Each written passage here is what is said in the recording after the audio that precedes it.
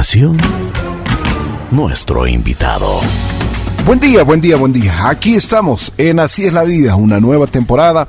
Pues realmente con muchos brillos hemos regresado, con muchas expectativas también.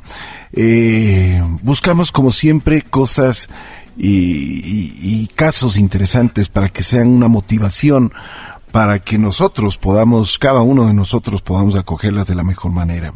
El día de hoy vamos a hablar con Tania Armijos del Hogar para sus Niños y también Gabriela Castillo, quien es una madre adoptiva. Vamos a conversar de algo que siempre nos ha preocupado y que es latente, la salud, el bienestar de los pequeños. Muchas veces quienes han tenido diríamos en la vida han tenido dificultades y han tenido que ser recibidos en este hogar para sus niños.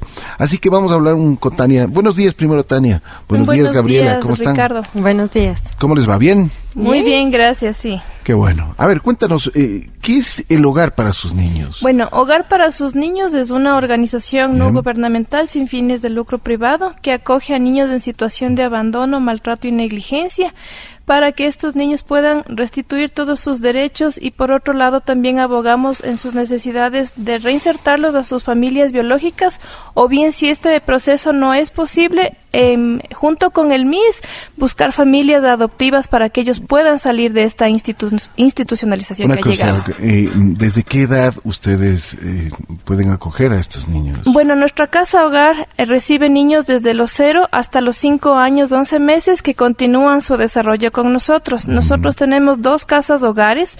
La principal se encuentra en la ciudad de Quito. Esta tiene capacidad para acoger a 24 niños, y la otra es en la provincia de Cotopaxi. Sin embargo, allí el proyecto es un poquito diferente porque está enfocado para ya personas adultas que ingresaron de niños y fueron abandonados por el tema de discapacidades severas.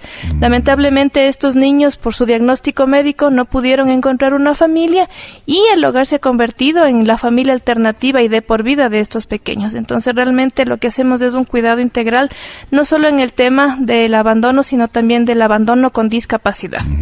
A ver, ¿cómo tú me dices de que hay niños los cuales son maltratados en el hogar, pero cómo ustedes investigan si es que el niño está siendo maltratado, el niño está siendo, por ejemplo, hay niños que por los padres, por sus dificultades económicas, no pueden tener una buena nutrición, etcétera, un poco de cosas. Eso no es trabajo netamente de las casas hogares. Para eso ya hay autoridades competentes, entre las cuales está la DINAPEN y las diversas autoridades de socorro, háblense Policía Nacional, bomberos, inclusive todo lo que es el sistema integral de gestión de riesgos, para investigar todas estas causas. ¿Por qué le digo esto? No necesariamente los niños solo llegan por la negligencia, muchos llegan en estado de abandono en extremo riesgo, niños que han sido botados en sacos de yute en quebradas, encontrados en orillas del río, en la basura, básicamente a la intemperie. No puedo creer eso. Sí, bueno, te voy a comentar algunos casos que a mí particularmente me han impactado mucho, y fue uno de los casos de mayor gravedad que recibimos. Hace más de 1 año y medio, nosotros, bueno, ya en realidad van a ser 2 años, recibimos el caso de un pequeño que ingresó a horas de nacido. A este pequeñito le abandonaron en las orillas del río Caoni, cerca de el balneario de Mindo. Quien realmente le vio por primera vez fue una turista. Creyeron que era una especie de animalito porque estaba envuelto como en telas, en camisas, pero realmente cuando esta persona le vio se dio cuenta que era un bebé recién nacido porque estaba con el cordón umbilical.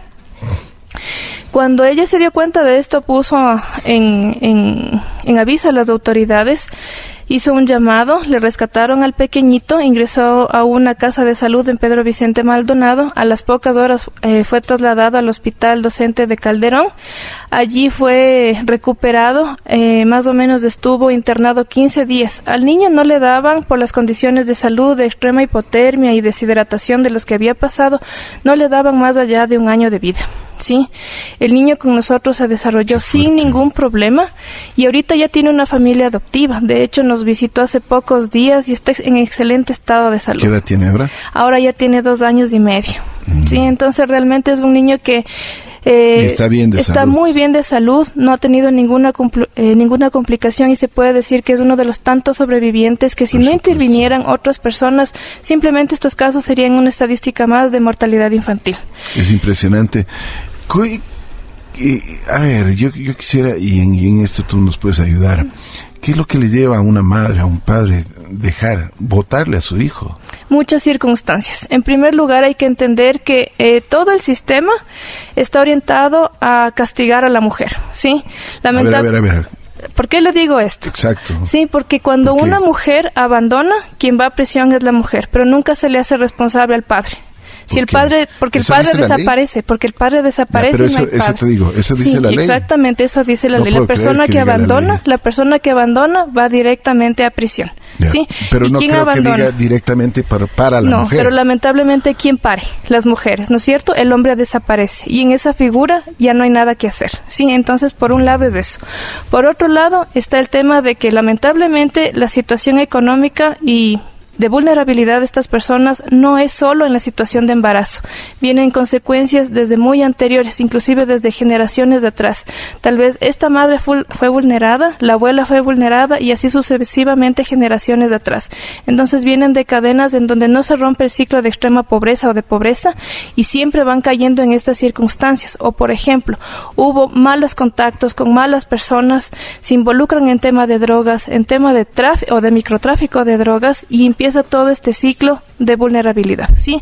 Entonces, por estas circunstancias también las familias se ven vulneradas, se ven afectadas emocionalmente y finalmente sucede este tema del abandono o inclusive de poner en riesgo la vida del bebé, ¿sí? Entonces, por estas son tantas las circunstancias que tenemos nosotros niños en situación no solo de abandono, sino también de abandono con discapacidad, porque al no tener un buen cuidado desde el vientre, muchos de estos niños ingresan con diagnósticos médicos muy difíciles de hidrocefalia, de microcefalia, por ejemplo, también de parálisis cerebral, de síndrome de Down y otros diversos síndromes que tal vez son un poco menos conocidos, pero son bastante difíciles de manejar en el diario vivir.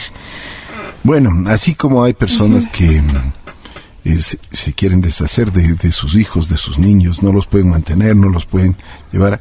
Hay personas como Gabriela Castillo, que está aquí en nuestro estudio, que ella buscaba tener un niño y fue a adoptar un niño. Cuéntanos, Gaby, qué es lo que pasó, cuál es tu caso, qué hiciste, qué te motivó a adoptar a un niño, qué pensabas, ¿cómo estás? A ver, bueno, yo creo que era la mezcla de cosas, ¿no? Uh-huh. Lo que pensaba y lo que sentía. Y creo que eso fue un proceso que maduró a lo largo de mi vida. Yo tuve muchas experiencias de voluntariado. Y en el voluntariado a mí me encantaba estar metida entre niños. Siempre me fascinó estar con niños y descubrí que los niños tienen una magia muy por fuera de lo común, que realmente inspira a los adultos y en mi caso no fue la excepción. Y bueno, tuve además la suerte de encontrar a mi esposo, que bueno, en esa época éramos amigos también en el voluntariado. Entonces los dos nos encantaba todo ese tipo de cosas. Bueno, yo estuve enamorada con él un tiempo y con el pasar del tiempo veíamos que nos iba muy bien y todo, y en algún punto decidimos hablar con respecto a hijos. Yo había tenido previamente, digamos, el pronóstico de que era poco probable que yo pudiera tener hijos. ¿Por qué? Por una serie de problemas hormonales, bueno, una serie de factores. Eran algunos. Tú te hacías chequear y te dijeron eso. Sí. Yeah. Pero bueno, en todo caso yo personalmente, yo igual desde antes, creo que también gracias al ejemplo de mi papi que estuvo siempre muy metido con niños también, tenía esa intención, o sea, me parecía lo más normal del mundo la adopción. Y cuando ya te cuento, ya estábamos con Pero tú tenías la ilusión de tener tu hijo propio. Sí, o sea de tener dentro de ti tu hijo. A ver, yo diría que para mí no iba tanto por ahí, iba por la ilusión de tener un hijo. Y yo creo que algo que es súper necesario recalcar es la decisión de tener un hijo versus la casualidad de tener un hijo. Entonces yo creo que en ese sentido una persona que está dispuesta a adoptar es una persona que realmente ha reflexionado sobre la decisión de tener un hijo. No simplemente ha sido casualidad que su hijo llegó a su vientre, sino que en realidad ha sido una decisión madurada, pensada, muy sentida, y que eso precisamente es lo que hace que uno valore ese tesoro que es tener un hijo. Entonces yo creo que esa es la diferencia abismal, por la cual la motivación va teniendo forma y luego, gracias a Dios, con la adopción va teniendo un rostro también. Claro. Entonces, yo creo que la motivación, yo me acordaba unas palabras que les decía mi papi a mis hijos. Les decía que ellos son el depósito de besos. Y yo creo que los hijos son eso, o sea, son ese depósito de todo el amor que uno le van haciendo. Y es un amor muy especial porque, digamos, todos los tipos de amores tienen características, pero el amor hacia los hijos es incondicional. Por supuesto. Es un amor muy supuesto. profundo. ¿Cuándo decidieron ustedes la adopción? Como te contaba, en teoría yo no iba a poder tener hijos, entonces cuando conversábamos con en esa época mi enamorado, dijimos, bueno, si queremos tener hijos en algún momento de la vida, pues adoptamos. Yo decía, bueno, a mí me interesa que tú seas el papá y a él le interesaba que yo sea la mamá. Y bueno, la personita que está en medio sabíamos que le íbamos a querer y ese era todo el asunto para nosotros. Y en realidad yo creo que esa idea fue madurando. En mi caso en concreto, bueno, gracias a Dios, a la naturaleza, a la vida, yo pude concebir también naturalmente, sin haberlo buscado de una manera recontra buscada, ni mucho menos. Llegó mi primera hija, que es biológica, y después de que ella llegó, bueno, pues estábamos felices de la vida. Pero sentíamos que nuestra familia necesitaba estar aún más completa. Y siempre ese sueño quedó para nosotros, el de adoptar. Entonces, realmente cuando le vimos creciendo a nuestra hija, fue más la inspiración de retomar una decisión que ya había sido tomada previamente y que sentíamos en el corazón que nos ardía. Entonces, después de eso decidimos que sí, que había que retomar el plan inicial. Nos fuimos a averiguar y bueno, los trámites es bastante tiempo el que hay que esperar. Digamos que es un embarazo recontra largo, pero creo que es muy rico. Es un tiempo de espera en el que uno va imaginándose esa personita que va a llegar. No se sabe si será niño, si será niña, qué edad va a tener, de qué raza va a ser. Nada. Pero tampoco se sabe cuándo uno está embarazado. No se sabe cómo va a salir. Y sin embargo, uno siente que le arde el corazón de mucho amor. Y en este caso no es diferente. A mí, personalmente, me cuesta recordar si yo estuve o no embarazada de mi segundo hijo, porque yo siento que sí fue así. O sea, tal vez no vi mi vientre crecer, pero adentro yo sentía que mi amor crecía de una manera increíble.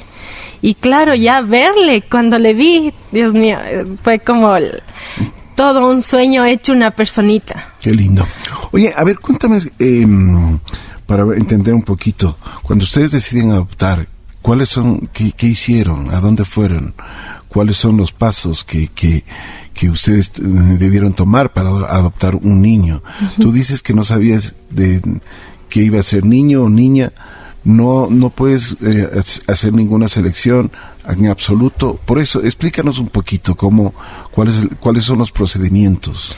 A ver, en realidad en nuestro país todo el proceso de adopción está canalizado a través del MIES. Entonces, una persona que quisiera postular para ser un padre adoptivo va al MIES y se dirige y bueno, el MIES es quien, digamos, da las pautas, requisitos y procesos que hay que cumplir para llegar al proceso de adopción.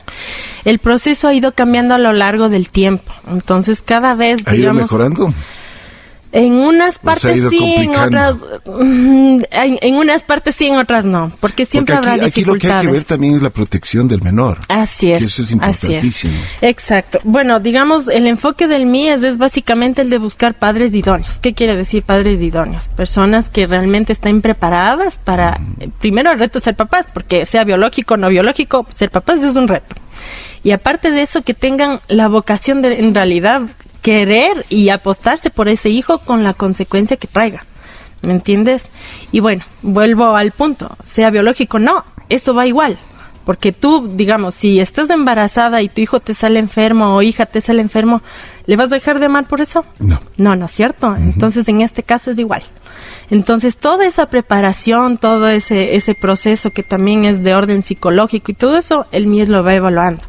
Entonces todo, una vez que se haya hecho la evaluación y demás, le califican a un padre como idóneo. Y luego de eso hay esta conexión con las casas hogares.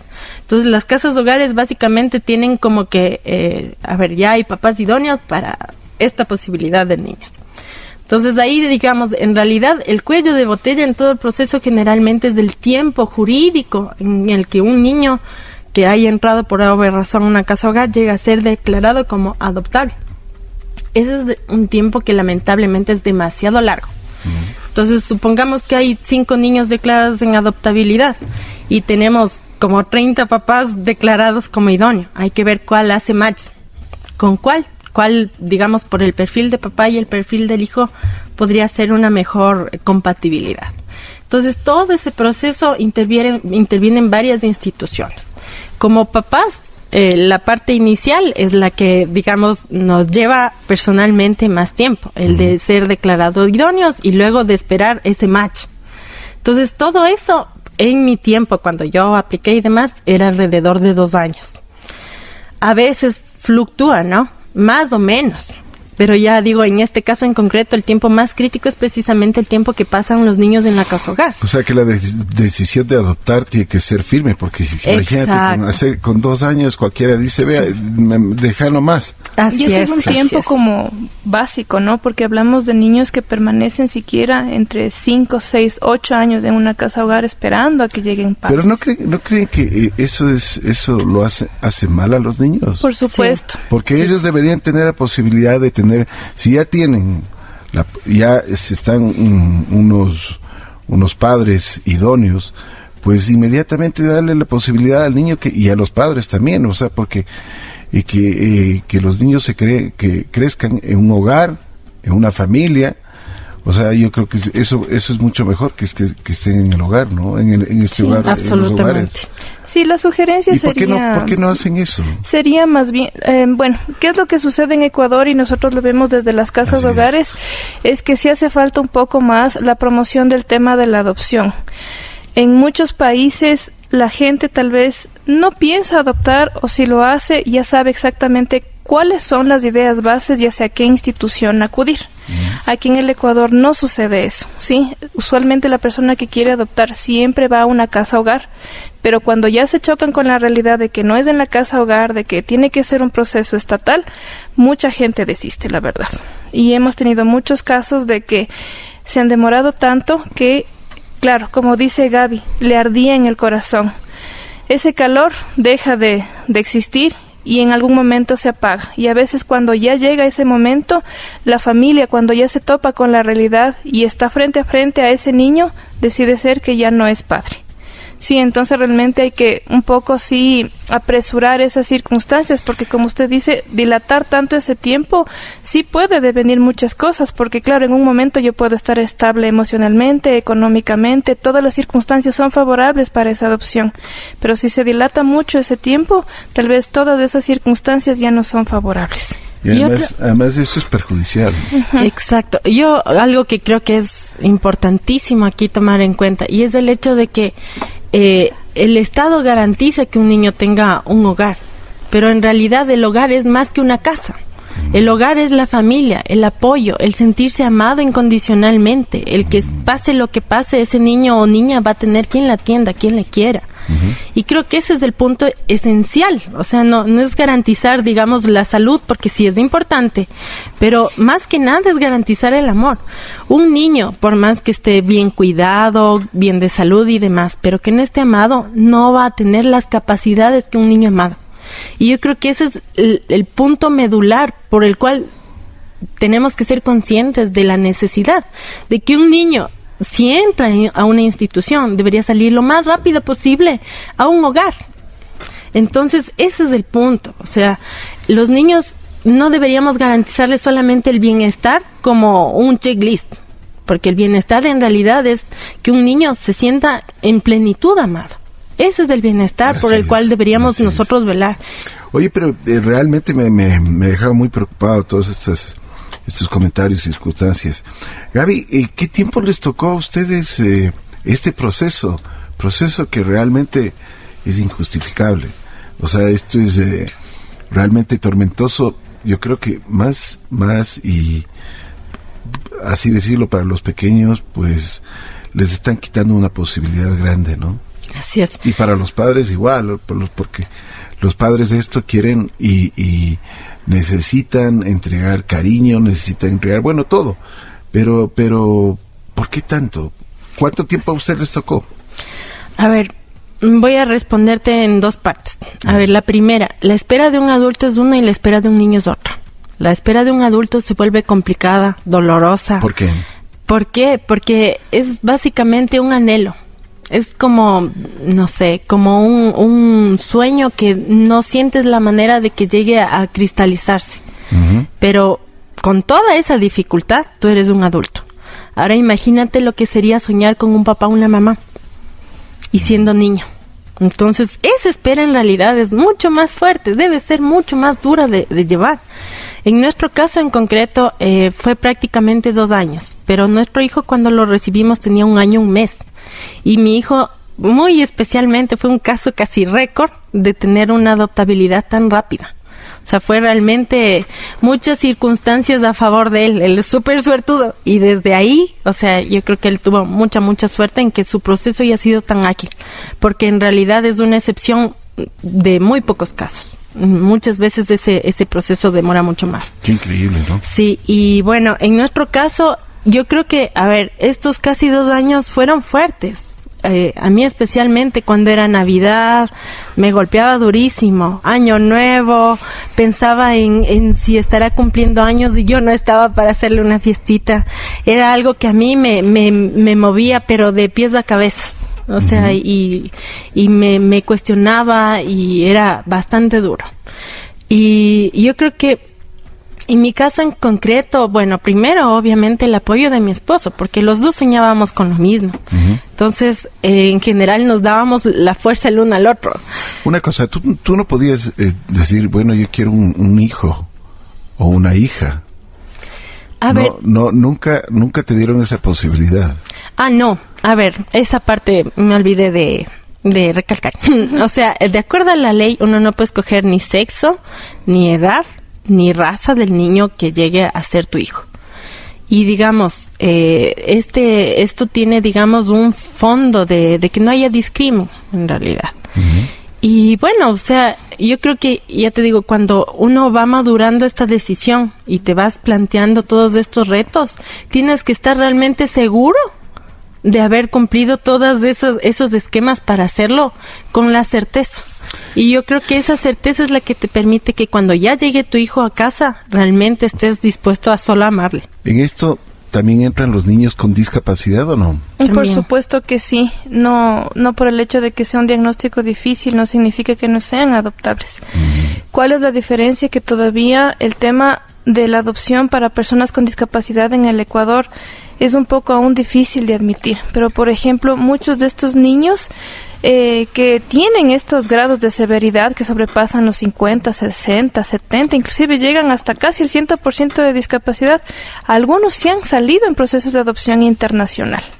Y el principal país con el que tenemos convenio como Ecuador es los Estados Unidos. Yo te comento, en el caso, nosotros en el año de 2017 tuvimos una adopción de 2 niños que no eran hermanos.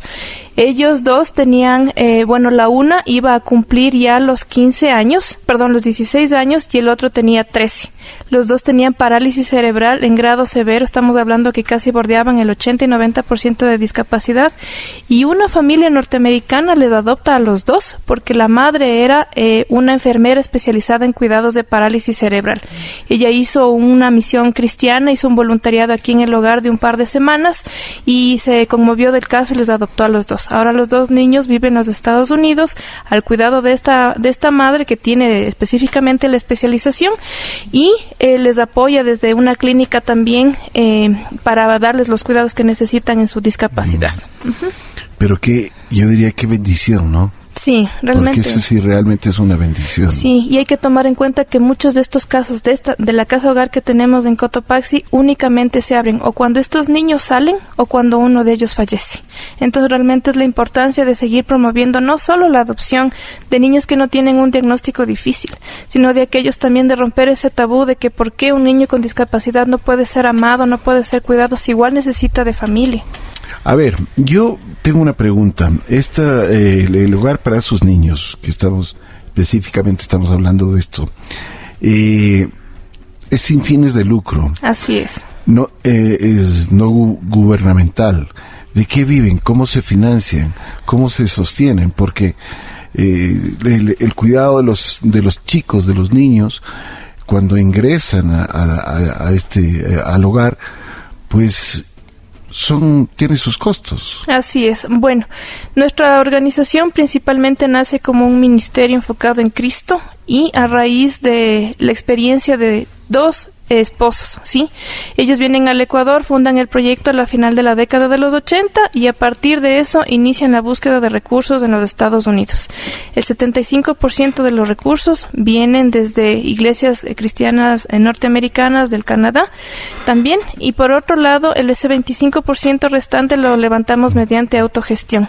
Principalmente nos encontramos en una campaña de apadrinamiento de todos los niños, el cual aborda cosas simples, es decir, una persona puede aportar con $10 mensuales en adelante y se convierte en padrino de todos los niños, puede ir a conocer el proyecto y además de eso también tiene la ventaja de recibir información y por otro lado ser invitado a eventos especiales. Uh-huh. De alguna manera eso nos ayuda mucho a cubrir ciertas necesidades, pero el hogar está en constante búsqueda de levantamiento de fondos, como por ejemplo eventos especiales que se hacen, entre esos tenemos carreras deportivas, eventos que son dirigidos a la familia como un tema de reivindicar los derechos de la niñez.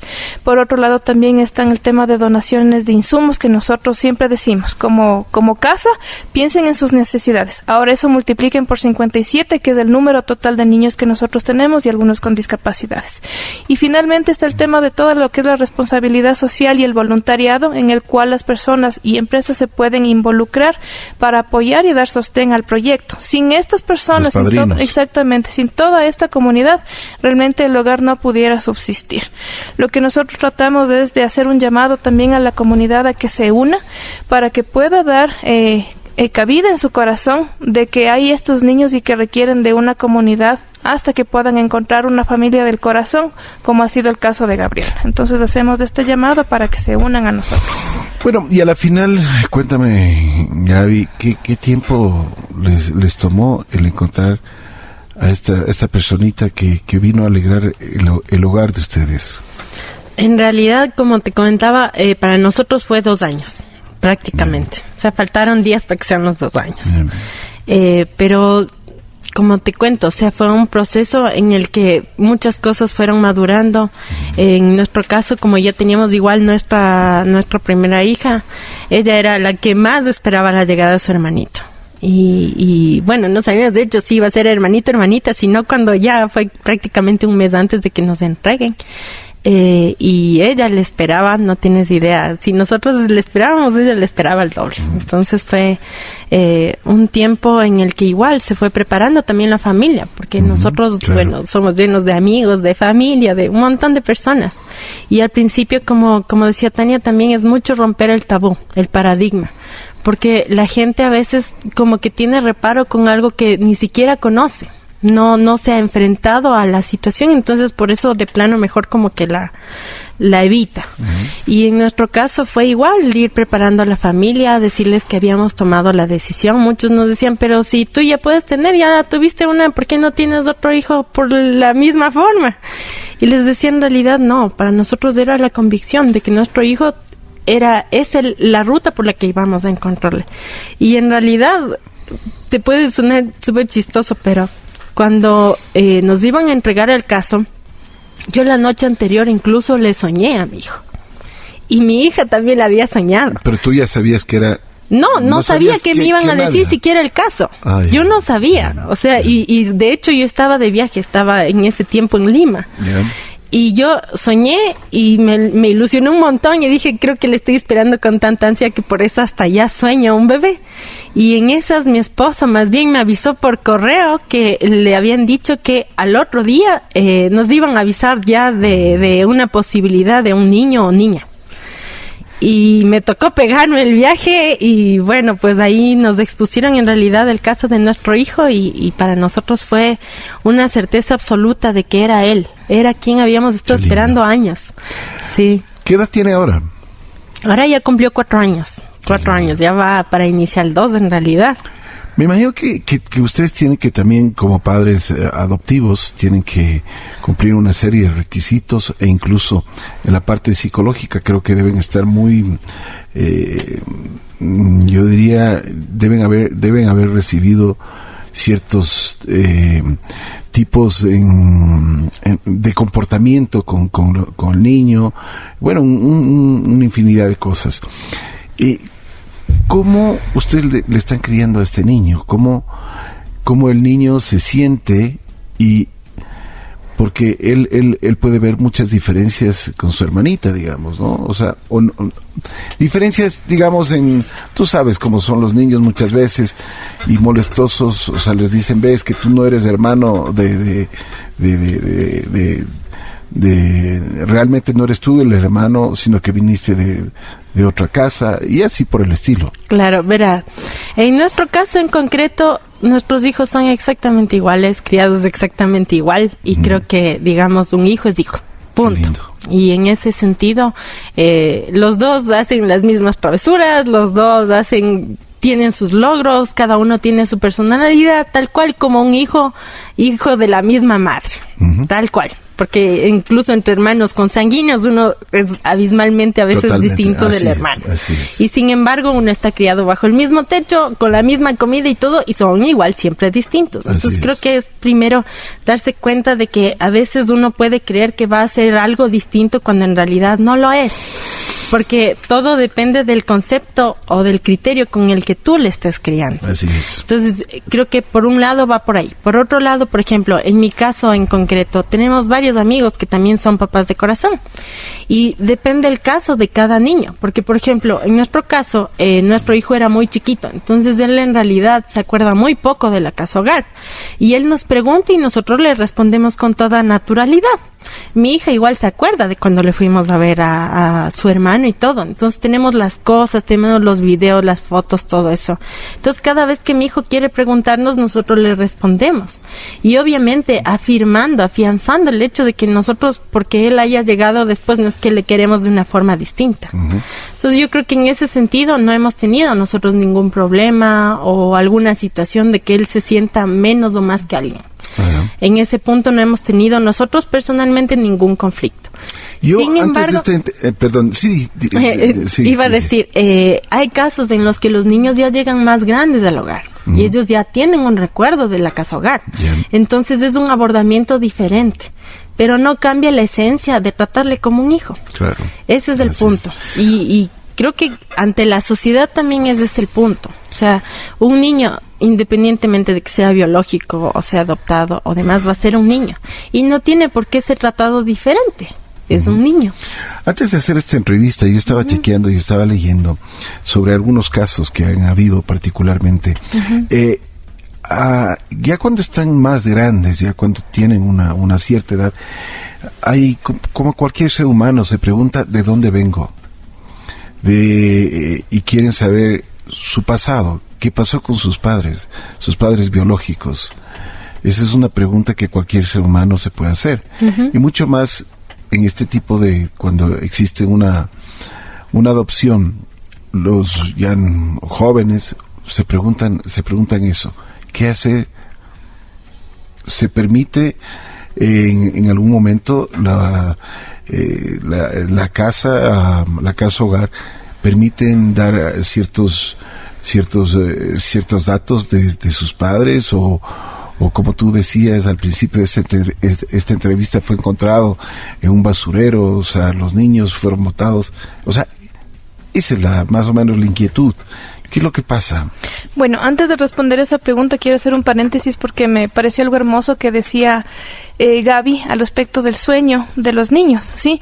Nuestros chiquitos también, y esto no sé cómo sucede, creo que es un tema netamente espiritual. Cuando nuestros niños van a tener padres, ellos también dicen, soñé con mis papitos.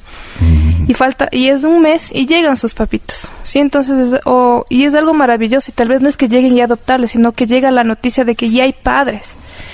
Por otro lado, al respecto de lo que me comentabas tú sobre de tratarles diferente, no. Inclusive cuando van creciendo los niños van adquiriendo los rasgos físicos de la familia. Es increíble el amor cómo va asimilando los rasgos. Yo te comento, nosotros teníamos un niño que salió hace poquito. Sí, este niño tenía un problema del labio leporino. El niño fue 10 millones de terapias de lenguaje, nunca pudo decir una palabra en español. Sus padres son norteamericanos y al mes el niño estuvo hablando inglés. Sí, entonces realmente son cosas que tú no te explicas, pero el amor puede más. Eso te iba a decir. Lo único que puede y que le motiva al ser humano es el amor. Exactamente. Entonces ahí vemos cómo el amor realmente es lo único que puede transformar al mundo. La seguridad, la confianza que ese niño, que ese ser humano puede tener, pues es lógico, Eso nace, ¿no? Así es. Y bueno, al respecto de la pregunta que tú hacías, todo ser humano tiene derecho a saber su origen. Uh-huh. El Estado ecuatoriano te dice que a los 18 años, tú como persona adulta, responsable de tus derechos, puedes conocer tu origen. En el caso de que todavía la casa hogar subsista, se pueden abrir los expedientes para hacer la búsqueda de ese origen. Muchos de nuestros niños que inclusive están en el extranjero se han regresado a pedir esos orígenes, e inclusive la casa hogar junto con la trabajadora social ha sido esos facilitadores para poner en contacto con las familias. Algunas familias biológicas acceden a conocer a sus hijos, algunas otras familias biológicas no acceden a conocer a esos hijos que ya se fueron en adopción. Para la persona que puede conocer a esa familia biológica, no importa cuál sea el tema del abandono, queda ya por fin esa aceptación del caso, ¿sí? Uh-huh. En otras situaciones sí se debe trabajar un poquito más con los psicólogos para afianzar la identidad. Y por otro lado también hay personas que en cambio no desean conocer. Te hablo niños que ahora ya son adultos, que salieron en procesos de adopción, que no desean conocer para nada a sus padres biológicos y están muy satisfechos con su situación actual. Uh-huh. Entonces tenemos de todo un poco. Dime. Yo también quisiera hacer, digamos, hincapié en una cosa, y es que mientras tú te estás formando como un papá adoptivo, se recalca mucho esto. El hecho de la necesidad de que tú seas transparente con tu hijo. Y yo creo que es algo súper importante. Una vida no puede estar basada en una mentira. No puedes tapar el sol con un dedo. Hay incluso estudios, digamos, de fertilidad, digamos, de fertilización in vitro y demás. Niños que a pesar de que hayan sido ovodonados y demás, que hayan nacido del vientre de su mamá, a los 4 años sienten que no son hijos de sus papás.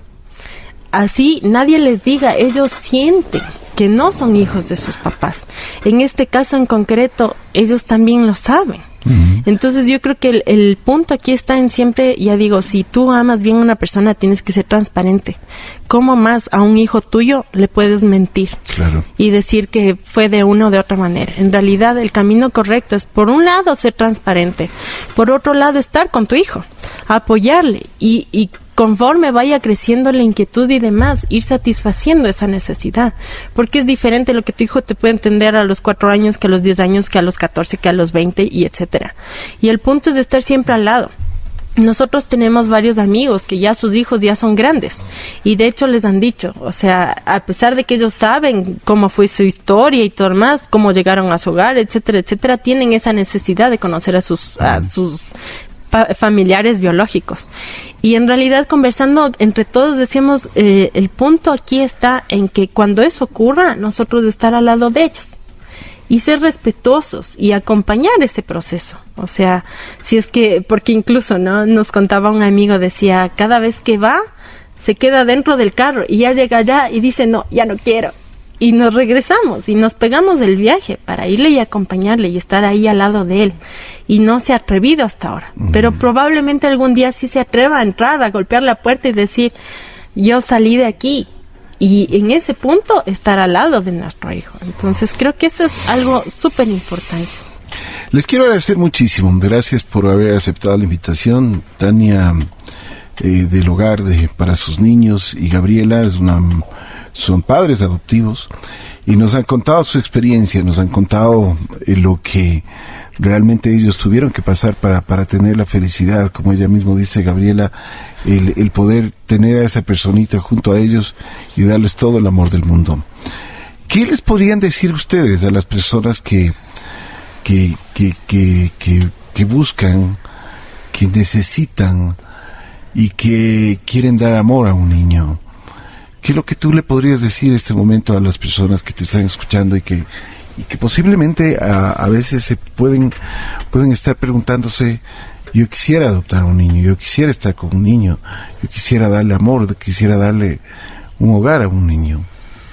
A ver, yo creo que el amor, cuando es amor de verdad, es valiente, es paciente, es persistente. Yo creo que esas son 3 características que uno debería ser muy consciente de tener si quiere ser papá, independientemente del camino. Y yo creo que en el caso de la adopción aún más, porque sí es un proceso duro el de esperar, pero que es un proceso que vale absolutamente la pena. Cuando uno tiene la convicción de querer entregar amor a una persona incondicionalmente, de ser un hijo, de uno ser papá o mamá, creo que esas son las fortalezas para realmente poder afrontar el reto que es la paternidad, la maternidad. Y bueno, no perder la fe, pienso yo, porque ya digo, el camino largo se recompensa, el momento solamente de conocerle a tu hijo y más todavía de disfrutar, verle amanecer, claro, verle crecer, ver cambiar esa personita, verle madurar, verle sonreír. Esas son las certezas que a uno le afianzan todo ese camino. Bueno. Les quiero agradecer muchísimo. Gracias, Tania, gracias, Gaby. Una cosa, si alguien que nos está escuchando quiere ser padrino de hogar para sus niños, ¿qué es lo que tiene que hacer? Por favor, escríbanos a nuestro WhatsApp, el 0992 987 588. Le repito, el 0992 987 588. Indíquenos que quiere ser padrino del hogar. Nosotros nos ponemos en contacto inmediatamente con ustedes. Página? Tenemos una página web. Pueden buscarnos como hogarparasusniños.org. Van a encontrar toda la información, inclusive correos, más teléfonos, nuestra dirección física para que puedan visitar y conocer el proyecto. Muchas gracias. Dime. También yo quisiera aprovechar la ocasión. Yo soy parte de una fundación que se llama Padres de Corazón en Acción. Somos en realidad varias personas, entre padres adoptivos y personas que no han tenido su experiencia de adopción, pero que buscamos cambiar en general los procesos de adopción, entre agilitar, entre apoyar las casas hogares, una serie de actividades. Entonces a nosotros igual nos pueden encontrar en Facebook como Padres de Corazón en Acción o Padres de Corazón Ecuador. Ahí pueden encontrar también personas que a veces están solicitando y que precisamente tienen esas dudas y todo, pueden comunicarse con nosotros para nosotros hacerles un acompañamiento, precisamente ayudarles con esas dificultades y dudas que van surgiendo mientras uno está analizando si realmente está llamado o no a ser un padre adoptivo. Gracias, Gaby, gracias, Tania. Y a ustedes, amigos, gracias por escucharnos. Este es un tema muy, yo diría, este es, como lo ha dicho en varias oportunidades, un tema también tabú, pero un tema que lo tenemos que aceptar y lo tenemos que vivir. Personas que hoy queremos tener un corazón latiente, un corazón que realmente entregue mucho amor, mucha seguridad y un hogar.